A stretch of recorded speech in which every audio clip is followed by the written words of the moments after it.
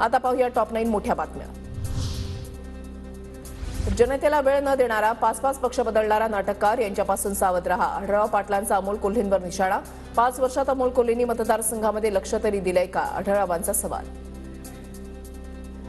आमची सगळ्यांची निराशा झाली की ह्या मतदारसंघाला गेल्या 5 वर्षात खासदारच नव्हता।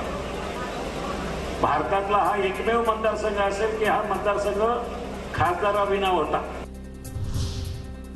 आढळरावांना माझ्याकडून गेट वेल सून एवढ्या शुभेच्छा। आढळरावांकडे मुद्दे नसल्यामुळे ते असं बोलतात। आढळराव यांच्यावर त्यांनी केलेल्या टीकेवर कोल्हेंचं प्रत्युत्तर।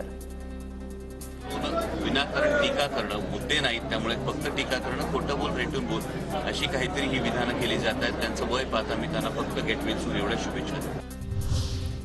मनसेनं महायुतीला पाठिंबा दिल्यानंतर राजू पाटलांची फेसबुक पोस्ट, ऊंची छलांग लगाने के लिए चीता भी 2 कदम पीछे आता है।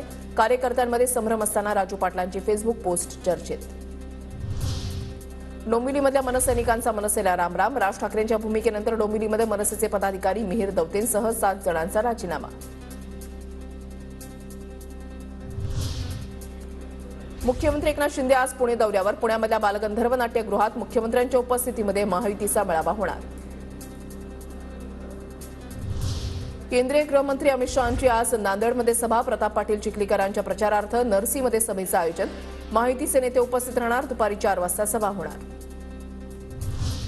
शरद पवारांची आज पुण्यामध्ये महत्त्वाची पत्रकार परिषद। एका मोठ्या नेत्याचा पवार गटामध्ये पक्षप्रवेश होण्याची शक्यता।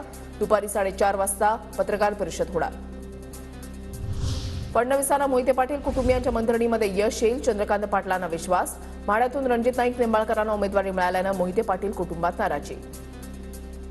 या महाराष्ट्रात अशी जादू आहे, त्यामुळे विजयसिंह मोहिते पाटील काय, रणजितसिंह मोहिते पाटील काय, आमचे त्या घरातले धैर्यशील वगैरे सगळी मंडळी जी आहेत, देवेंजींबरोबर बसल्यानंतर त्यांच्या ज्या काही कंप्लेंट्स आहेत, म्हणणं आहे ते। भावना गवळींसोबत सकारात्मक चर्चा। गवळी उद्या मुख्यमंत्र्यांना भेटतील। उदय सामंतांची गवळींसोबतच्या भेटीनंतर प्रतिक्रिया। यवतमाळ वाशिम लोकसभा मतदारसंघामध्ये उमेदवारी न मिळाल्यानं भावना गवळी नाराज। आदरणीय भावनाताईंना भेटून केली। त्यांच्या मातोश्री मुंबईमध्ये आजारी असल्यामुळं त्या मुंबईला गेलेल्या आहेत। उद्या मुख्यमंत्री महोदयांशी त्यांची चर्चा होईल। माझी देखील चर्चा त्यांच्यासोबत सकारात्मक झालेली आहे आणि येत्या 2 दिवसामध्ये सकारात्मक निर्णय घेऊन प्रचारामध्ये ते सामील होतील।